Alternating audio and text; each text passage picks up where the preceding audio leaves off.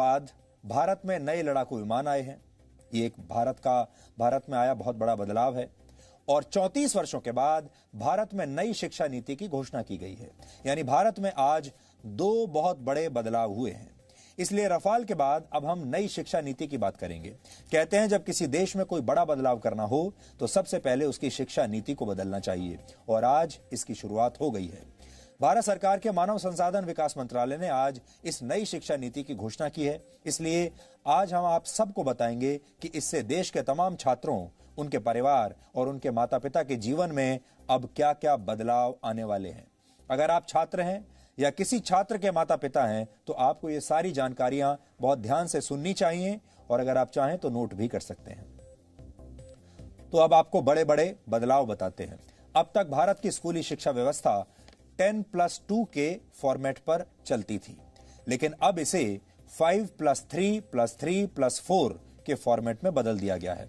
इसके तहत स्कूल के पहले 5 वर्षों की पढ़ाई फाउंडेशन स्टेज मानी जाएगी, यानी इस दौरान छात्रों के लिए मजबूत नींव तैयार की जाएगी। इसका करिकुलम NCERT द्वारा तैयार किया जाएगा और इसमें प्री प्राइमरी के 3 वर्ष और पहली और दूसरी कक्षा का एक वर्ष शामिल होगा, यानी प्री प्राइमरी के 3 साल और फिर पहली और दूसरी कक्षा के 2 साल।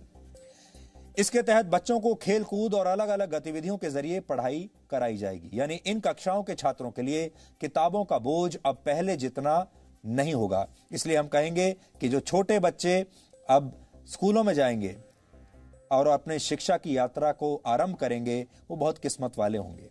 इसके बाद अगले 3 साल यानी तीसरी कक्षा से 5वीं कक्षा तक की पढ़ाई के दौरान छात्रों को भविष्य के लिए तैयार किया जाएगा। इसके तहत छात्रों का परिचय विज्ञान, गणित, कला, सामाजिक विज्ञान और ह्यूमैनिटीज जैसे विषयों से करवाया जाएगा। इसके अगले 3 साल मिडिल स्टेज माने जाएंगे और इसमें कक्षा 6 से लेकर कक्षा 8 तक के छात्र शामिल होंगे। इस स्टेज में छात्रों को तय पाठ्यक्रम के मुताबिक पढ़ाया जाएगा और इसके बाद 9वीं से 12वीं कक्षा तक इस फॉर्मेट की 4 वर्षों वाली आखिरी स्टेज होगी। ये 4 साल की स्टेज होगी। इसमें छात्रों में किसी विषय के प्रति गहरी समझ पैदा की जाएगी, उनकी विश्लेषण क्षमता को बढ़ाया जाएगा और उन्हें जीवन में बड़े लक्ष्य निर्धारित करने के लिए प्रेरित किया जाएगा। लेकिन सबसे महत्वपूर्ण बात यह है कि अब स्कूलों में पहले जैसा स्ट्रीम सिस्टम नहीं होगा। इसका मतलब यह है, यानी अगर आर्ट्स का कोई छात्र फिजिक्स की पढ़ाई करना चाहता है तो अब वो ऐसा कर पाएगा, और अगर अकाउंट्स का कोई छात्र, कॉमर्स का कोई छात्र इतिहास की पढ़ाई करना चाहता है तो वो भी ऐसा कर सकता है। लेकिन संभव है कि इसके लिए अलग अलग विषयों का एक पूल तैयार किया जाएगा और आपको उस पूल से ही अपनी पसंद के विषयों का चुनाव करना होगा। यानी अगर विज्ञान के छात्र को इतिहास में दिलचस्पी है और उसके पूल में ये दोनों विषय शामिल हैं, तब ही छात्र इनकी पढ़ाई एक साथ कर सकता है। हालांकि अभी इस पर पूरा स्पष्टीकरण आना बाकी है, लेकिन पहले की जो व्यवस्था होती थी, हमारे यहाँ 3 स्ट्रीम्स मानी जाती थी, या तो आप साइंस लेते थे या कॉमर्स लेते थे या आर्ट्स यानी ह्यूमैनिटीज लेते थे।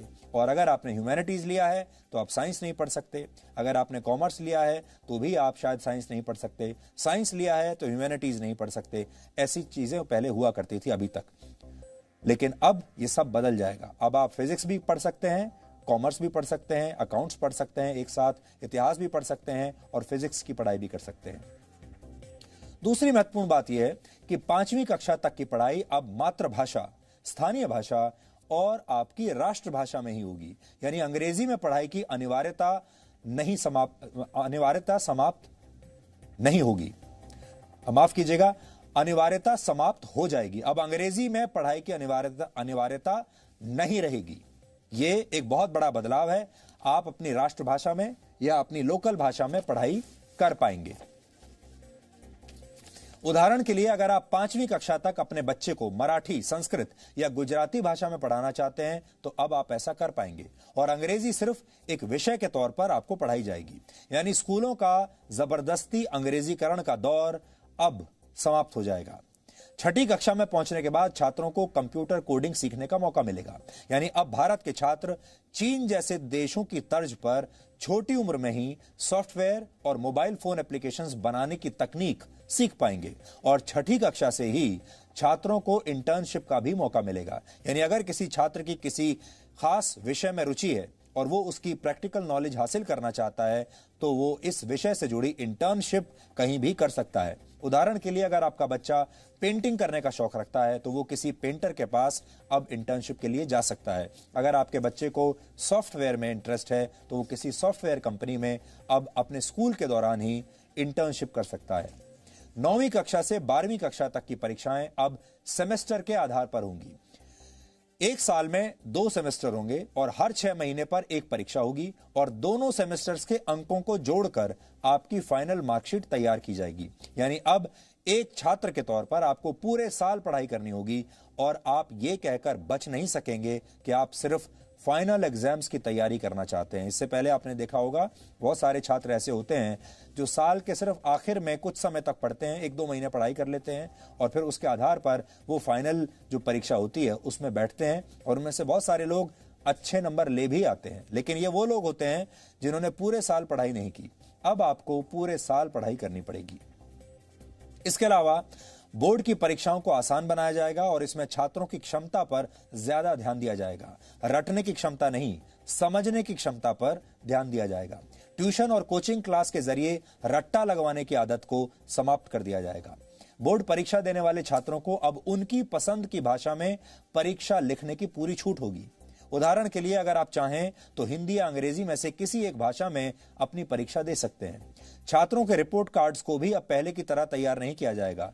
किसी छात्र को फाइनल मार्क्स देते समय उसके व्यवहार, एक्स्ट्रा करिकुलर एक्टिविटीज में उसके प्रदर्शन और उसकी मानसिक क्षमताओं का भी ध्यान रखा जाएगा।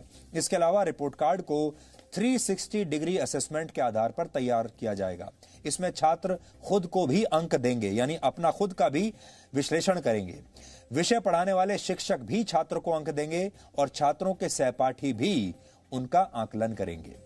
कॉलेज में पढ़ाई करने वाले छात्रों के लिए भी इस नई शिक्षा नीति में बहुत सारे बदलाव किए गए हैं। इसलिए जो छात्र अब कॉलेज में इसके बाद जाने वाले हैं वो भी ध्यान से अभी देख लें। अब देश के छात्र कॉलेज में एडमिशन के लिए कॉमन एप्टीट्यूड टेस्ट दे पाएंगे। इसका अर्थ यह है कि अगर 12वीं कक्षा के बोर्ड एग्जाम्स में आपके ठीक नंबर नहीं आए हैं या आपके मार्क्स इतने नहीं आए हैं कि आपको कट ऑफ परसेंटेज के आधार पर सीधे किसी कॉलेज में एडमिशन मिल पाए, तो आप कॉमन एप्टीट्यूड टेस्ट भी दे सकते हैं और फिर इस टेस्ट में आपके प्रदर्शन को आपके 12वीं कक्षा के नंबरों के साथ जोड़ दिया जाएगा और उस आधार पर आपको आपके मनपसंद कॉलेज में एडमिशन मिल पाएगा। ग्रेजुएशन की पढ़ाई को 3 और 4 वर्षों के कोर्स ड्यूरेशन में अब बांट दिया जाएगा। पहले अगर आप कॉलेज की पढ़ाई बीच में ही छोड़ देते थे तो आपको ग्रेजुएशन की डिग्री नहीं मिलती थी। या तो आप पूरी पढ़ाई कीजिए और या बिल्कुल मत कीजिए। लेकिन नई शिक्षा नीति लागू होने के बाद अगर आप 1 साल के बाद कॉलेज छोड़ देते हैं तो आपको सर्टिफिकेट दिया जाएगा। ये आपका सर्टिफिकेट कोर्स माना जाएगा। अगर आपने कॉलेज का फर्स्ट ईयर कंप्लीट कर लिया और उसके बाद पढ़ाई छोड़ दी तो आपको सर्टिफिकेट कोर्स का सर्टिफिकेट मिलेगा। इसी तरह अगर आप सेकेंड ईयर पास करने के बाद 2 साल के बाद पढ़ाई छोड़ देते हैं तो आपको डिप्लोमा दिया जाएगा। और अगर आप थर्ड ईयर यानी 3 साल की पढ़ाई पूरी कर लेते हैं तो आपको बैचलर्स डिग्री दी जाएगी। और अगर आप 4 साल का कोर्स करके बैचलर्स डिग्री लेना चाहते हैं तो आपको रिसर्च के सर्टिफिकेट के साथ ये डिग्री मिलेगी। इससे उन छात्रों को बहुत फायदा होगा जो कॉलेज के दौरान किसी प्रोजेक्ट पर काम कर चुके हैं। 4 वर्ष के इस कोर्स में स्कूल के छात्रों की तरह कॉलेज के छात्र भी अलग अलग विषयों की पढ़ाई एक साथ कर पाएंगे। इस व्यवस्था को मल्टी एंट्री और मल्टी एग्जिट वाली व्यवस्था कहा जाता है। यानी छात्र जब जिस विषय की पढ़ाई करना चाहेंगे तो वो ऐसा कर सकेंगे और जब वो ये पढ़ाई छोड़ना भी चाहेंगे तो ये काम भी आसानी से कर सकेंगे। इसीलिए इसे मल्टी एंट्री और मल्टी एग्जिट कहा गया है। आप जब चाहे एंट्री ले सकते हैं और एग्जिट भी कर सकते हैं जब चाहें। इसके अलावा एक एकेडमिक बैंक ऑफ क्रेडिट बनाया जाएगा। इसके तहत अगर आप एक से ज्यादा कोर्स एक साथ करना चाहते हैं तो आप ऐसा कर पाएंगे और जिस कोर्स को आप जहां तक कंप्लीट करेंगे उसके अंक इस क्रेडिट बैंक में जमा हो जाएंगे और फिर जब आप फाइनल डिग्री के लिए कोई कोर्स करेंगे तो उस क्रेडिट को इसमें जोड़ दिया जाएगा। यह पूरी व्यवस्था पूरी तरह से डिजिटल होगी, ऑनलाइन होगी। मानव संसाधन विकास मंत्री रमेश पोखरियाल निशंक और उनकी टीम ने इस नई शिक्षा नीति पर आज क्या कहा, यह भी आज आपको सुन लेना चाहिए। कि पूरी दुनिया में शायद इससे बड़ा परामर्श, विचार विमर्श कभी नहीं हुआ होगा।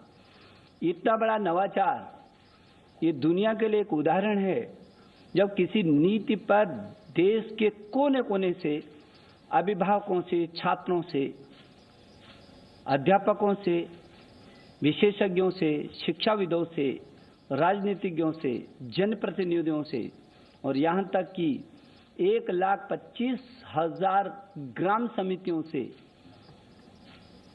विचार विमर्श किया गया हो।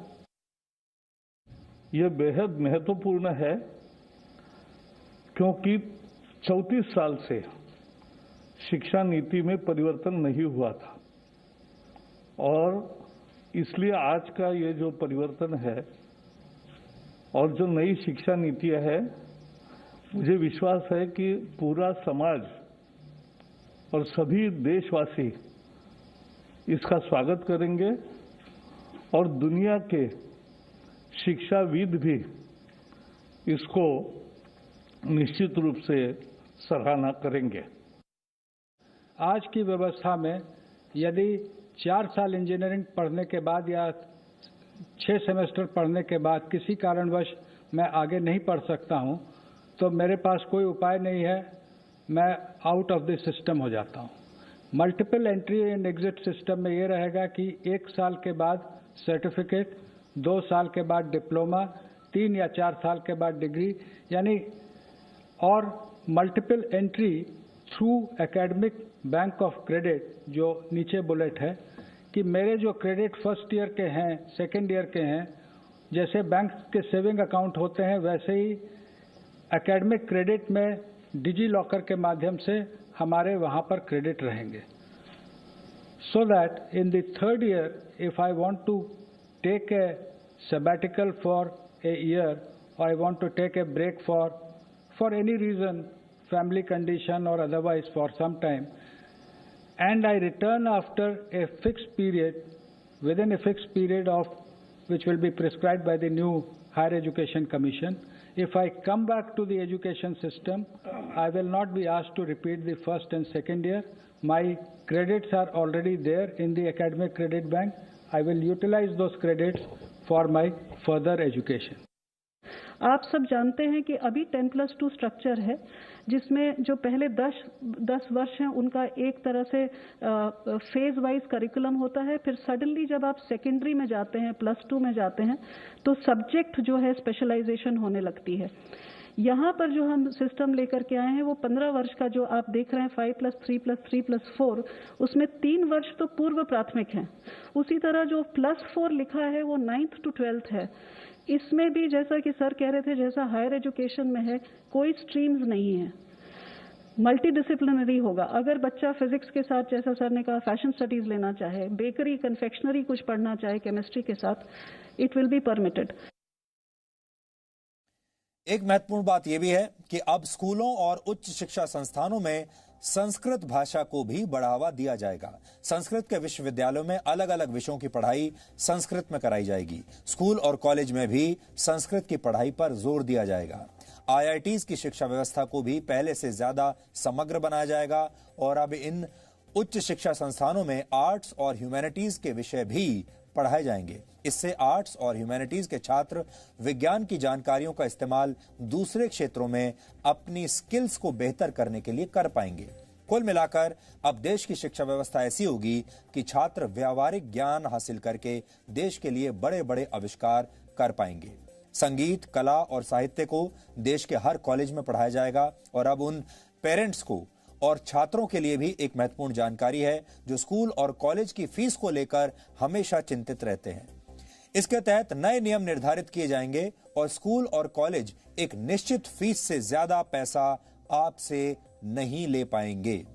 अब आप ये सोच रहे होंगे कि नई शिक्षा व्यवस्था, ये नई नीति लागू कब से होगी, तो यहां आपको बता दें